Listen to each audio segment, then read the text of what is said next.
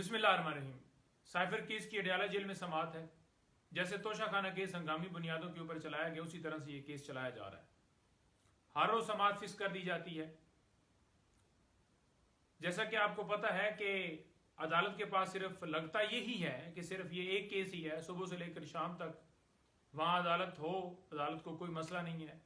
और एक केस को चलाने के लिए ही पूरी हंगामी बुनियादों के ऊपर, जंगी बुनियादों के ऊपर ये कार्रवाई की जा रही है।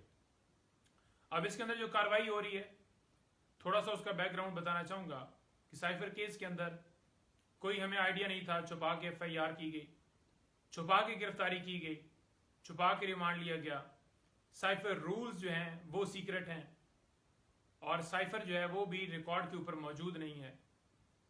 और इसके साथ साथ और काफ़ी ऐसी चीज़ें जो सारी छुपा कर ही की जा रही है। अब ट्रायल जो है वो भी छुपा के करने का इरादा अदालत ने कर दिया है। वो कैसे जी? अदालत ने कल हुक्म पास किया है कि साइफर केस में जो कार्रवाई होगी वो इन कैमरा होगी। इन कैमरा का मतलब ये है कि वहां पर सहाफियों की एक्सेस नहीं होगी। वकला की पहले भी महदूद एक्सेस थी, इसी तरह आम पब्लिक उसकी एक्सेस नहीं होगी। आम पब्लिक भी नामालूम लोग वहां पर बैठे होते थे, आपको पता है। तो ये इन कैमरा क्यों की जा रही है? इन कैमरा करने का मकसद ये है कि लोगों तक इस केस के असल हकायक ना पहुंच सकें। और इसी वजह से अदालत ने हुक्म में यह भी लिखा है कि print media, electronic media, social media, कोई भी अदालती कार्रवाई जो है वो वहां पर नशर नहीं करेगा, बात नहीं चलाएगा। तो मुकम्मल तौर पर पाकिस्तान में पाबंदी लग चुकी है। अदालत ने पाबंदी लगाई है इस केस में कि जनाब कोई भी कार्रवाई अगर चलाएगा तो उसके खिलाफ कार्रवाई होगी। और डिपार्टमेंट्स को हदायत भी हुई है कि आप उनके खिलाफ कार्रवाई करें। तो मुझे बताएं कि आईने पाकिस्तान कहां है जो हर शख्स को फेयर ट्रायल का हक देता है? आर्टिकल 10A कहां है जो हर शख्स को कहता है कि हक दिया जाए, फेयर ट्रायल उसका हक है? लेकिन यहां पर फेयर ट्रायल की धज्जियां उड़ाई जा रही हैं, कोई फेयर ट्रायल नहीं दिया जा रहा।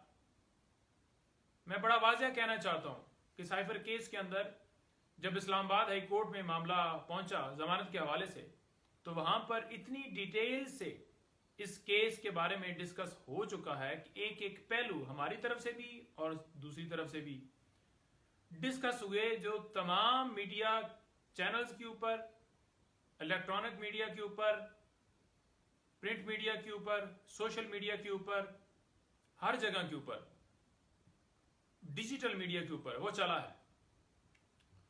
तो जब केस के तमाम हकायक ऑलरेडी चल चुके हैं, तो फिर आज क्यों सीक्रेट कहा जा रहा है?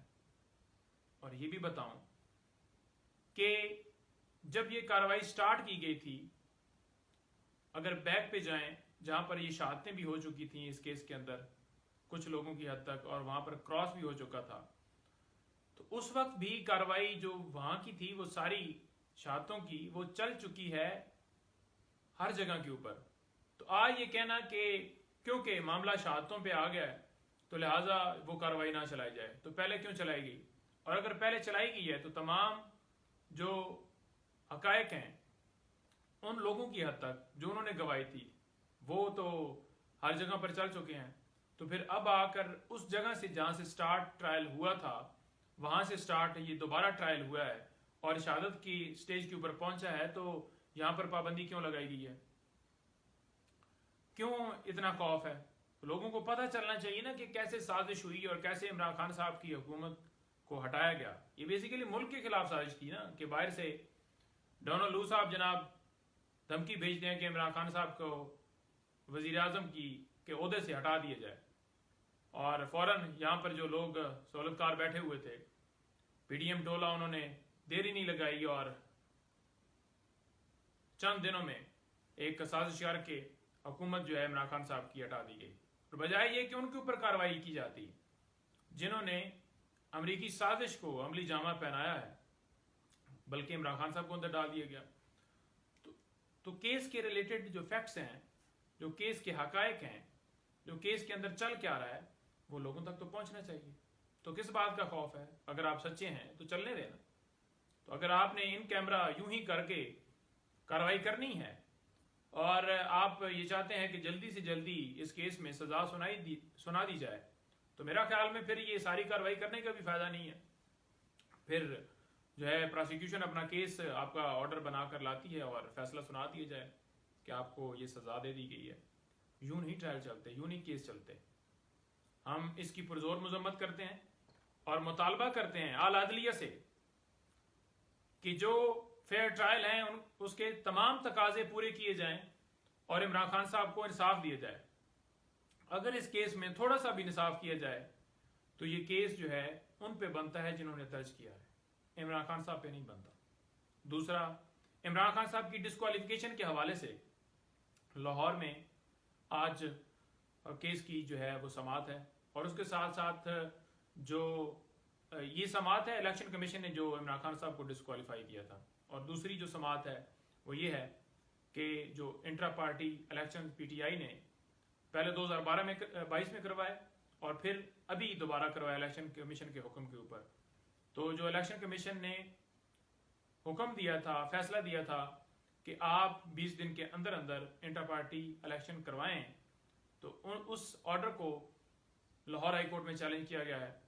तो उसकी भी आज समाअत है। और उसके साथ साथ जैसा कि आपको पता है कि 2 दिन का रिमांड जो है वो इमरान खान साहब का नैब तोशाखाना केस के अंदर दिया गया है, तो उसकी कल समाअत होगी। और लास्ट में ये कहूँगा, क्योंकि तफसीलात खान साहब के केस के हवाले से मैंने मुकम्मल की, कि शेर अफजल मरवत साहब की गिरफ्तारी जो है वो गिरफ्तारी नहीं, वो अगवा था। जैसे वो वहाँ पर उन्होंने वो लाहौर हाई कोर्ट में गए और वहाँ से निकले और फौरन वहाँ पर पुलिस की वर्दियों में जो भी नामालूम लोग थे उन्होंने जिस तरह से बगैर वारंट दिखाए, बगैर कोई FIR दिखाए, क्योंकि उनकी जमानत तमाम केसेस में ऑलरेडी हो चुकी थी, तो सीनियर वकील को यूं इस तरह से जिस तरह से वो पकड़ कर ले गए कॉलर से और जिस तरह से उनको 3 MPU के तहत नजरबंद किया गया, हम पुरजोर मजम्मत करते हैं और आला अदलिया से यही गुजारिश करते हैं कि आप अपनी आईनी जिम्मेदारियां निभाएं। आप सिर्फ लफ्जों की हद तक ये ना कहें कि हम आईनी जिम्मेदारियां निभा रहे हैं। जो लोगों के हकूक सलब हो रहे हैं, हमारे वकला के ऊपर जो अभी सिलसिला शुरू किया और पूरे पाकिस्तान में जो इससे पहले किया गया है, इमरान खान साहब के केसेस देख लें, बाकी हमारी खवातीन जिनके साथ जो सलूक किया जा रहा है, MPU के तहत जो बंद हैं, तो उसका नोटिस लें और इंसाफ फराम करें। और पाकिस्तान बार कौंसिल, तमाम बार कौंसिल से ये मैं मुतालबा करता हूँ, गुजारिश करता हूँ कि बराए मेहरबानी अब अगर सिर्फ करारदादों के ऊपर आप रहे तो ये हर एक के गले में यूं ही तौक आएगा और हर एक को यूं ही कॉलर से पकड़ा जाएगा। तो इसके ऊपर नोटिस लें और एक जारहाना, एक लायामल जो है वो अपनाएं और अपने कुलीग भाई को जो है छुड़वाने में पूरा रोल अदा करें और फिर फौर उनकी रिहाई जो है उसको यकीनी बनाएं। हम 1 मिनट भी किसी सूरत इस बात को जो है वो नहीं बर्दाश्त कर सकते कि हमारे भाई जो है वो शेर अफजल मरवत साहब वो अंदर हों और जो वकला हैं उसके ऊपर जो है सिर्फ करारदादें पेश करें। करारदादों से मामला गुजर चुका है, तो लिहाजा करारदादें बहुत हो गई। अब जो है लाए अमल का टाइम आ गया, तो लाए अमल अपनाएं। हम आपके साथ हैं। Thank you.